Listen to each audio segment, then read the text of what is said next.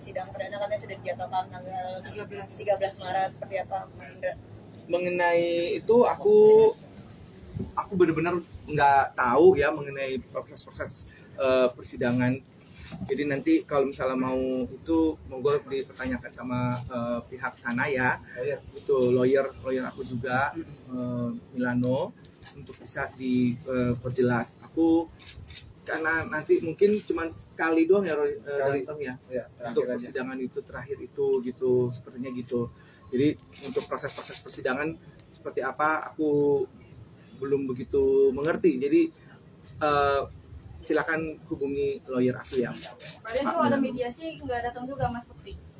Mediasi itu usaha untuk mendamaikan. Ya. Berarti sudah mantap bercerai ya? Ya untuk mantap atau tidak kita kan nggak pernah tahu ya. Nanti kita lihat aja nanti seperti apa hasilnya gitu. Karena kalau dari proses ini kan sebetulnya bukan dari pihak Bekti yang menginginkannya gitu. Cuman menambahkan sedikit aja sebelum nanti jadi panjang pertanyaan dari teman-teman. Paling tidak kita menghargai aja sih keputusan dari siapapun. Nggak bisa kita ngehakimin, oh kenapa nih ada kejadian begini, orang suaminya lagi sakit kok gitu.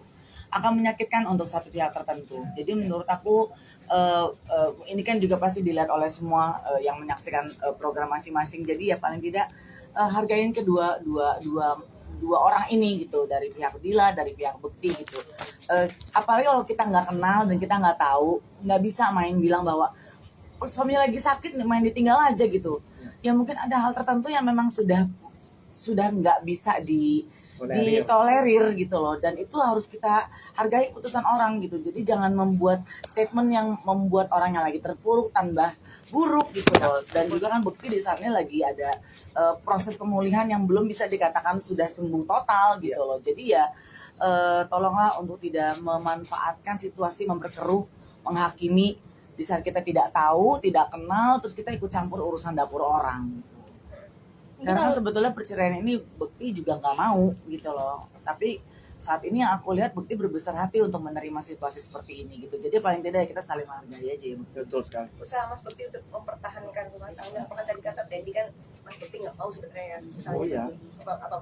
Pada saat dia minta itu pun juga aku berusaha untuk ya coba dipikirkan lagi, dan kemudian aku coba malah menawarkan beberapa pilihan-pilihan juga gitu pada saat percakapan kita itu.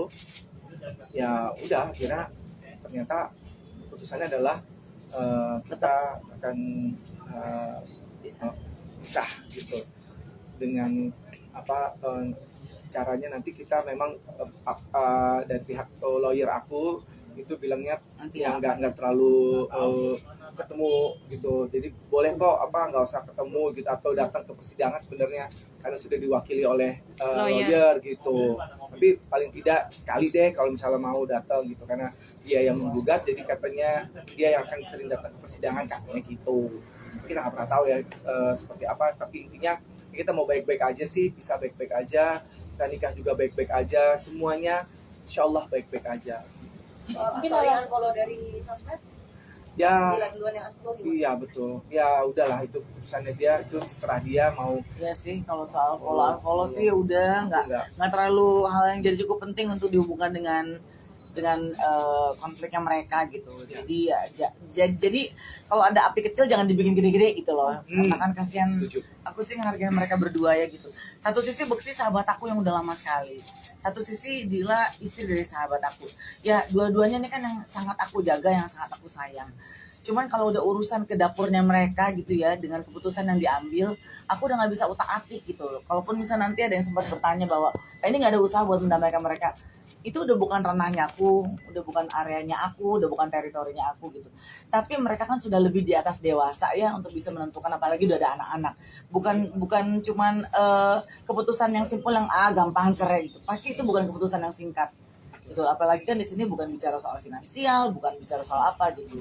Sedih aja gitu kalau ngedengar ada umpatan, ada hujatan, oh takut miskin apa segala macam. Ya nggak gitu juga sih sebetulnya. Nggak ya Bekti juga ayah dan suami yang bertanggung jawab untuk bisa di situasi itu. Tapi ya hargai aja sih keputusan dari masing-masing gitu. Katanya sampai sekarang belum ada komunikasi sama Nagila ya? Iya, belum. Kenapa itu? Terakhir Terakhir itu seperti apa komunikasi kalian? intinya setelah apa ada sedikit percakapan yang mungkin kurang cocok itu, akhirnya Dila memutuskan yaudah kita istirahat dulu kali gitu ya, terpisah dulu atau apa gitu. Jadi ya akhirnya kita memutuskan untuk ya udah Seminggu ya, kurang lebih semingguan yang Semingguan lalu ya. ini. Kurang lebih semingguan terakhir. Berarti mungkin Kemarin permasalahan juga- tersebut kemarin sudah Mas Milano, Bang Milano bilang kalau anak-anak akan di tangan Mbak Dila. Ya. Untuk pertemuan sendiri mungkin gimana? ya itu sih, kalau anak-anak kan memang hak asuh di Dila, namun apa namanya di sini kapanpun aku mau itu bisa kok. Atau anak-anak mau ketemu. Anak mau ketemu juga bisa. Jadi nggak ditutup jalan Ya. buat ketemunya mereka. Terakhir ketemu kapan? Kemana? Itu pas 2 minggu ya. 2 minggu. 2 minggu Dua kurang minggu. ya, ulang tahun Abel kan. Terakhir ketemu hari Kamis. Hari Kamis lalu. Itu kan udah lama banget, kenapa? Ini aja belum pisah tapi udah temunya udah selama itu, udah 2 minggu lalu gitu. Seminggu. Anak-anak Ya, seminggu. mempertanyakan juga Mas Putri udah bisa juga jadi Ya itu aku belum tahu, makanya Kan mereka lagi nggak ketemu, jadi Bukti nggak tahu anak-anak mempertanyakan Bukti atau enggak. ya. Karena kan anak-anak sama Dila kan. Berarti tidak ada komunikasi sama sekali yang bisa by phone itu. Karena gini, aku handphonenya kan kemarin tuh sempat setelah jatuh itu sakit di rumah apa di radio itu, terus kemudian aku collab, terus baru besokannya kita udah sadar. Nah itu mungkin entah handphonenya dipegang Dila atau apa gitu kan ya. Nah terus kemudian perawatan itu terus aku tiba-tiba entah gimana perawatan itu, aku tuh nggak inget sama sekali ya. Ya, aku bantu, maaf Ya. Jadi pada saat Bukti sakit, memang Bukti itu diminta untuk menonaktifkan segala macam yang berhubungan dengan sosial media, termasuk dengan handphone terutama ya, karena kan Bukti kan selalu pada saat lagi belum sakit kan handphone tuh di tangan aktif. Nanti kalau dipegang sama Bukti terus, dia waktu istirahatnya jadi nggak ada. Jadi kemarin sempat untuk diliburkan dulu gitu, apalagi di tengah situasi Bukti lagi Operasi. selesai operasi, lagi masa pemulihan, Ya. ada situasi seperti ini. Ini isi kepalanya akan jadi campur aduk. Jadi ya kemarin sama pihak manajemen dan keluarga juga itu sedang diamankan dulu, diliburkan dulu untuk Buktinya pegang handphone gitu. Tapi kalau ada hal yang mesti disampaikan sama Bukti pasti akan disampaikan ya Roy ya gitu. Jadi memang Bukti tidak diizinkan dulu dengan situasi Bukti yang saat ini yang masih belum pulih, terus tekanan kejadian, jadi ya memang Bukti nggak pakai handphone dulu.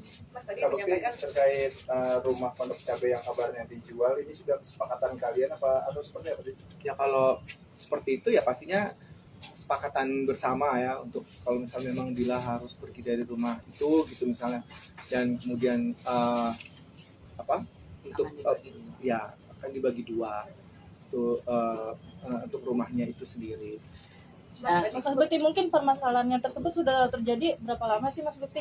kan Kita katanya udah 2019. katanya dari sebelum Mas Bukti sakit. Benar nggak sih Mas? 2019 sudah ada pengajuan sampai akhirnya triggernya tuh sekarang ini gitu. pemicu yang tidak bisa ditolerir ini apa sih kalau boleh tahu? Oh, apa namanya?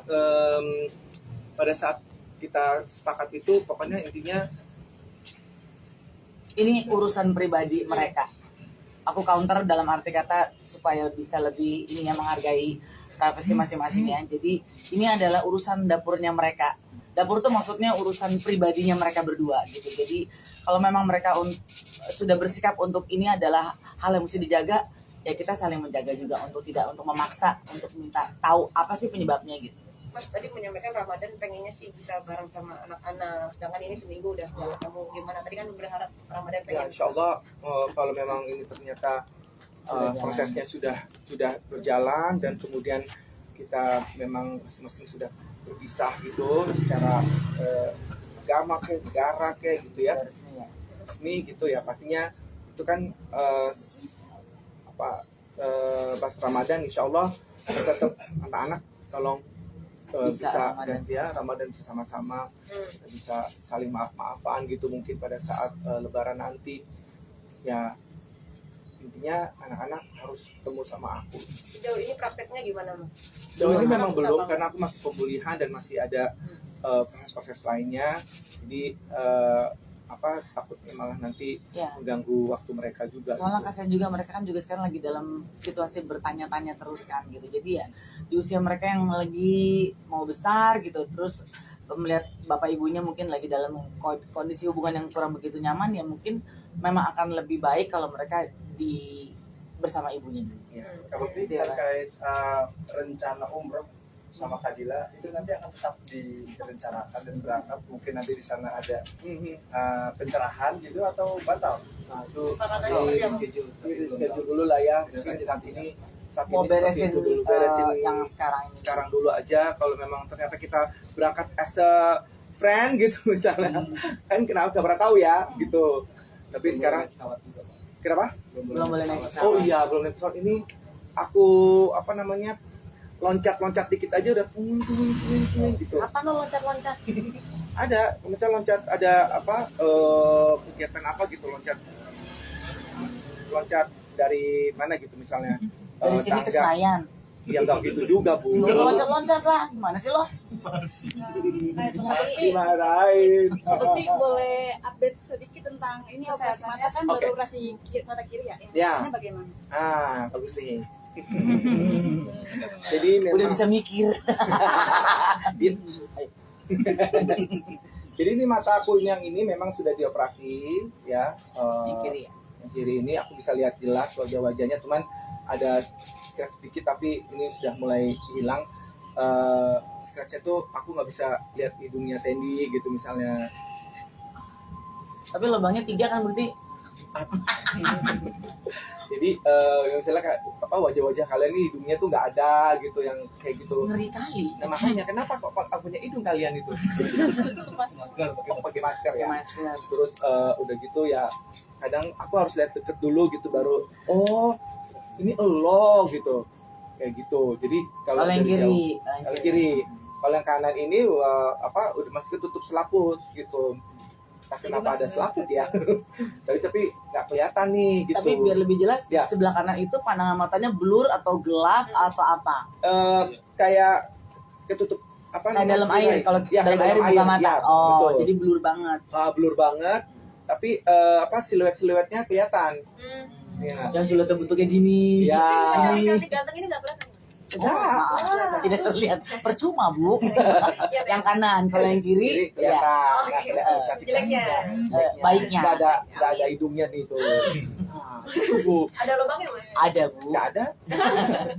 Kapan rencananya dioperasi berarti? Nggak apa-apa, Teh, ini. April. April cek ulang lagi ini. Nanti kalau misalnya ini udah sehat, semuanya badan sehat, jasmani, fisik, pikiran semua, baru yang kanan ini Operasi. kayak slap ini diambil mungkin ya, pokoknya operasi, mudah-mudahan bisa normal seperti ini gitu. Udah semuanya? Mungkin dari TND sendiri supportnya seperti apa sih ke Mas ini? Buat siapa pertanyaannya? Mungkin pas dengar kabar ada isu ini, Tendi kalau Ya itu kaget banget lah gitu. Kaget karena ya pasti wajar dan normal apa yang aku pikirkan gitu dengan yang teman-teman pikirkan atau juga penonton semua pikirkan bahwa kok bisa sih gitu. Mungkin pertanyaan itu kok bisa gitu. Tapi ya balik lagi kita nyadarin diri sendiri bahwa ya semua bisa aja terjadi dan ini bukan hanya karena keegoisan pribadi gitu, tapi mungkin memang yang harus terbaik yang harus dilakukan buat mereka berdua gitu. Kaget, terus terang kaget aku waktu itu juga sekilas sempat bukti di rumah aku kan waktu itu ayah aku berpulang lagi dalam keadaan duka cita, Bekti datang terus hanya sekilas sedikit Bekti menyampaikan hubungannya lagi nggak gitu baik gitu.